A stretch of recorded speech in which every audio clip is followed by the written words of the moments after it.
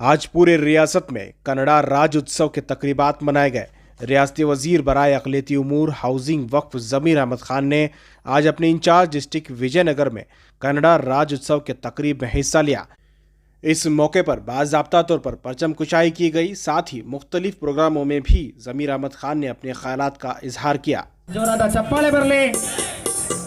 ಅತ್ಯಂತ ಭಕ್ತಿಯಿಂದ ಹಂಪಿಯಿಂದ ಜ್ಯೋತಿಯನ್ನ ತಂದಿದ್ದಾರೆ। ಇದೀಗ ಮಾನ್ಯ ಸಚಿವರ ಅಮೃತಾಸನದಿಂದ ಮಾನ್ಯ ಶಾಸಕರ ಅಮೃತಾಸನದಿಂದ ಜ್ಯೋತಿ ಪ್ರತಿಷ್ಠಾಪನೆ ಆಗ್ತಾ ಇದೆ। ಬರಲಿ।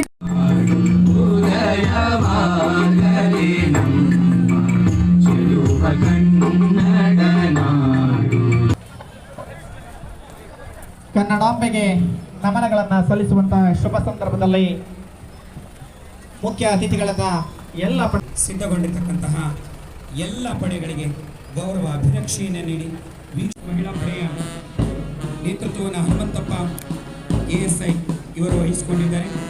ಇಡೀ ತಂಡ ಈಗ ಮಾನ್ಯ ಮುಖ್ಯ ಅತಿಥಿಗಳಿಗೆ ಗೌರವ ವಂದನೆಯನ್ನು ಸಲ್ಲಿಸ್ತಾ ಇದೆ।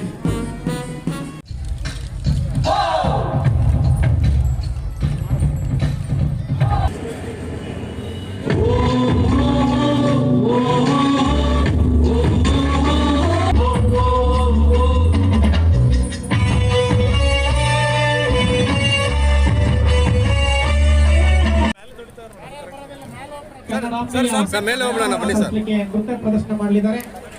ಮತ್ತೊಮ್ಮೆ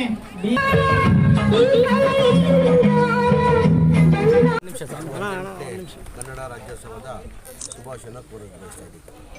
ಅದರಲ್ಲಿ ಇವತ್ತು ವಿಶೇಷ ಅಂದರೆ ಕರ್ನಾಟಕ ಅಂತ ಹೆಸರು ಇಟ್ಟು 50 ವರ್ಷ ಆಗಿದೆ।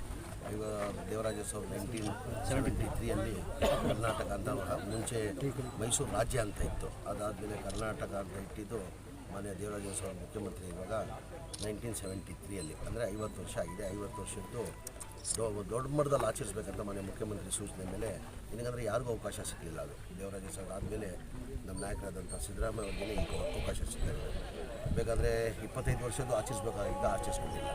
ಆದರೆ ಯೋಗ ಸಿದ್ದರಾಮಯ್ಯ ಅವ್ರಿಗಿತ್ತು 50ನೇ ವರ್ಷ ಆಚರಿಸ್ಬೇಕಂತ ಯೋಗ ಸಿದ್ದರಾಮಯ್ಯ ಇದ್ದಿದ್ದಕ್ಕೆ ನಾಳೆ ಸಿದ್ದರಾಮಯ್ಯ ಅವ್ರ ಹಂಪಿಗೆ ಬರ್ತಾವ್ರೆ। ಹಂಪಿಯಲ್ಲಿ ಚಾಲನೆಯನ್ನು ಕಾರ್ಯಕ್ರಮಕ್ಕೆ ಕೊಡ್ತಾರೆ। ಎಲ್ಲ ವ್ಯವಸ್ಥೆನ ಮಾಡ್ಕೊಂಡಿದ್ದೀವಿ, ಅದೇ ನೋಡೋಕ್ಕಂತಾನೆ ಬಂದಿದ್ದೀವಿ।